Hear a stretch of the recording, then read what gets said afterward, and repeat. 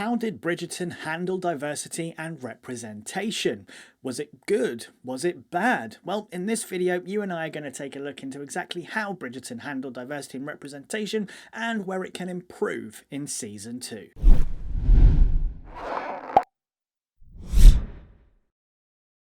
Welcome to Hakuna MaChatter, your place for everything positive in diversity and representation.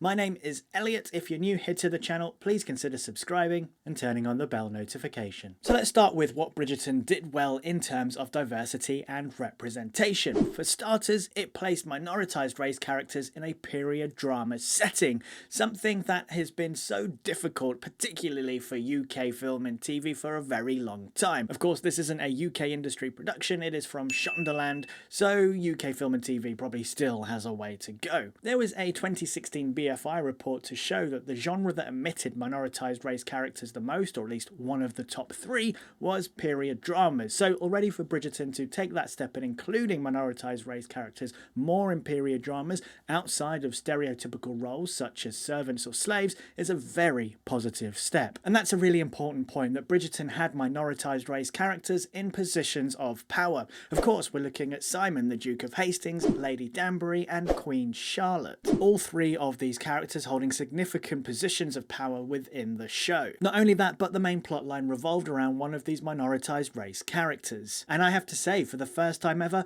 I felt like I could be in a period drama. Because trust me, I gave up on that genre a long time ago. So that's what Bridgerton did well, but it's really important to address what Bridgerton needs to improve on going into Season 2. First things first, it was advertised as a show that was committed to colourblind casting. Colourblind casting, as I'm sure you know, is when an actor is cast in a role regardless of race. The race of the actor is not important, the race of the character is not important. However, yeah, Bridgerton kind of seems to fail on colourblind casting. You see, if colourblind casting had truly been adopted into the show, then members of the Bridgerton family would be of different races and it would not be an object of conversation within the show. And that in turn leads into the fact that yes, the conversation around race should not be a part of this show if it is colourblind. The fact that we had a 30-second scene between Lady Danbury and Simon, with her explaining to him that the UK was two separate worlds until King George fell in love with Queen Charlotte, a black woman. Therefore, race is a part of the show, and if that is the case, then colourblind casting doesn't work here. Season 2 will need to make that decision. Is it going to be a conversation around race, or is it going to be colourblind, in which case we can see members of the Bridgerton family, for example, be different races? Of course, I know that's not possible because they've already been cast, but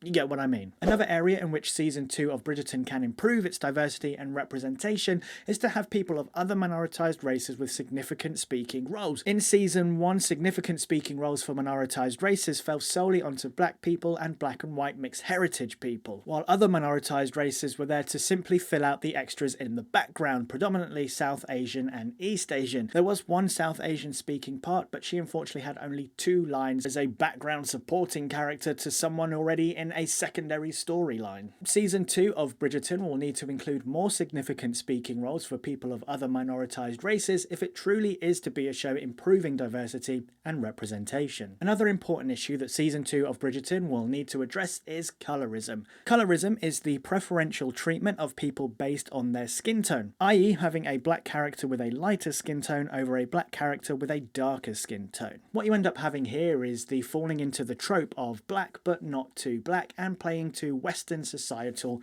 beauty standards. In Season 1, colorism mainly fell onto the shoulders of Simon's father, who without question was the most evil character in the show. And then the other significant black characters included Queen Charlotte, Lady Danbury, and Simon's boxing friend Will. Now, whereas both Queen Charlotte and Lady Danbury held significant positions of power, Lady Danbury and Will, though predominant in the story, found themselves mainly as guides to Simon without much growth for themselves. The same could be said for Queen Charlotte, though I question the scene of when she visits King George helps to flesh out her character a little bit more and understand her position throughout the show. If you feel differently, of course, let me know in the comment section down below. Season 2 can address this by making sure that any new characters with significant screen time are of a darker skin tone. Overall, Bridgerton is a great step forward for the period drama genre, and though it may not always be historically accurate, minoritized race people were more prominent in Regency Britain than has been taught. If you'd like to check out my video on Malcolm and Marie and the question definition of authenticity, then click right here.